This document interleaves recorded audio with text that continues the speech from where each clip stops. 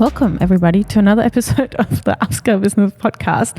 My name is Arena, and this is Mitch, who was still checking his emails. It's not just me. I like how you presented me as this is Mitch.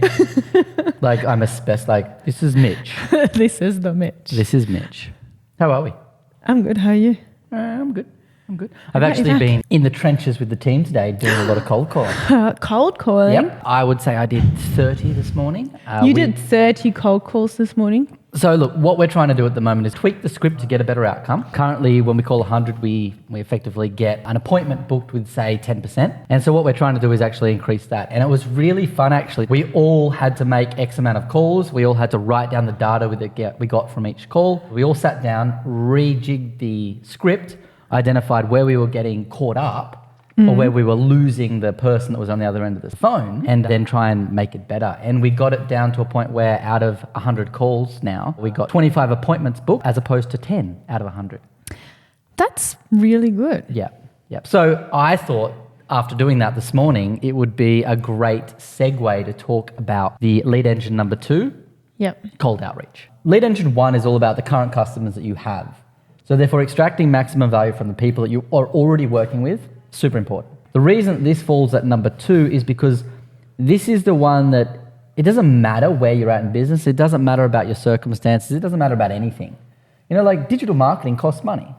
Yep. Cold calling, as long as you've got a phone and you can dial a number, you're halfway there. Okay, who do I call? Where do I get the numbers? So you can effectively pay companies to give you numbers. Okay. Or you can do what I advise that you do is you actually just go and mine them yourself. So let's say that you want to work with, example, real estates. You would jump onto Google and you would type real estates near me or real estates and then your serviceable area. And then you jump on in and go through and get all their numbers. Now, in the real estate space, you've got to be mindful that you want to actually get the number of the person you want to talk to.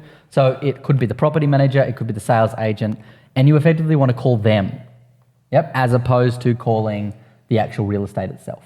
Okay. Let's say it's builders. Yep. You're going to type in builders in the Gold Coast. Yep. You're going to jump onto GMB or you're going to jump to Yellow Pages or whatever, and you're going to find all those numbers and you're just going to call them. Really, really simple. And don't overcomplicate this thing. Like I see so many people, they go out, they get a data mining company to give them or mine lots of leads for them. If your goal is to just call 10 a week, do it yourself. Okay. Like mine it yourself, because the quality you get will be far greater. And the information that you have will be to a higher quality. Yep. You'll be able to go, okay, I'm going to call Steve Smith at Smith Bros Plumbing, located on the Gold Coast. I've looked at their website. I can see their branding. I can even see a photo of Steve. And having an image of who you're talking to can help massively. Steve might have a photo on the business Facebook page that is him supporting the same football team that you like. And that is a massive way to just connect. Yep. And people buy people. So therefore, connection is so important. How do you now get over that fear of actually calling them? The big question is, what is it you're actually fearing? You got nothing to fear but fear itself. Projection. So that's really important because you need to identify what that is. Because sometimes it might be, that I don't get any clients. Okay, cool, because that's a different problem or fear that you're faced with than rejection. Maybe it's that I stumble my words and I look like an idiot. So therefore it's how others view you and how you're judged and that kind of thing. My reputation. Yeah, reputation. Tell me where it is that your fear of rejection comes up. Does your fear of rejection come up when you're trying to get the numbers? Nah, who doesn't like a good stalk? Yeah, okay, great. Does your fear come up when you actually have to dial the number and make the call? It's the expectation, what happens after I dial the number. Okay, cool. So that's really important. That's where we have to deal with this fear. Now, let's say that they don't pick up. Okay, I'm just going to move to the next number. Cool. Yep. So at this point in time, there's no fear. You're almost begging that they don't pick up, right? Yep. Because if they don't pick up, the fear doesn't come. Yeah, then I can dial 10 numbers. I'm like, cool, I've done that. Yeah. And nothing bad happened. Nothing bad happened. Awesome. Like, I didn't get work. I love that you said that. Now, let's say that they do pick up. This is Arena. What has happened to you? I got nervous, froze, panicked. Yep. But realistically, nothing negative happened to you, right, in that instance? No. So guys, firstly, there's always a way out. Hang up. And if you're sitting there going, but then I'll leave a bad taste in their mouth and they'll remember me. Hang up before you say your business name. They won't. No, you don't have to.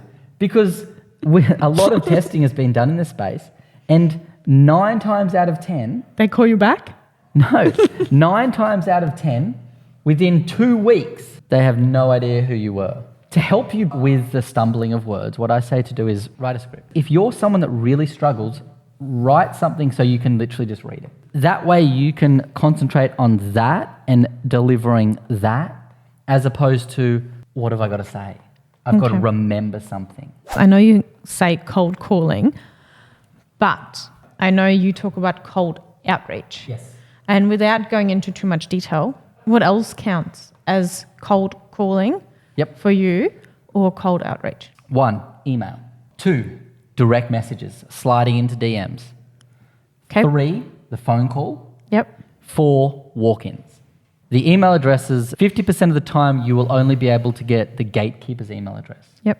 Or a generic admin or info at. If you can find the business owner's name, put the business owner's name in front of the at business name, and you will often hit them. If we're going to DMs, sliding into the DM, do some foreplay. So let's say we're on Instagram. We're not just going to slide into DMs with straight up, hey, can I book an appointment? You're going to follow that account. You're going to like some of their images over a space of a week or 2. You're also going to comment. Then after a period of time, you might slide in. Walk-ins are one of those things. 9 times out of 10, you're going to be hit with a gatekeeper. If it is an industry, and I'm going to use real estate because this is a really easy one to give this example too.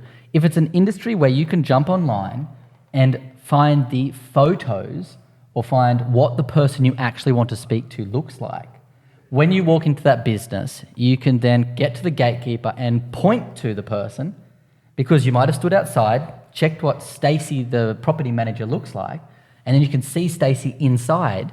You walk into the real estate, you get to the receptionist, and she's like, can I help you? And you're like, oh, I'm here to see Stacey. Mm-hmm. The receptionist will instantly feel like you know Stacey. And you have an appointment. She doesn't want to be a barrier, and you've got an appointment. Yep. And so she will be more inclined to let you speak to her.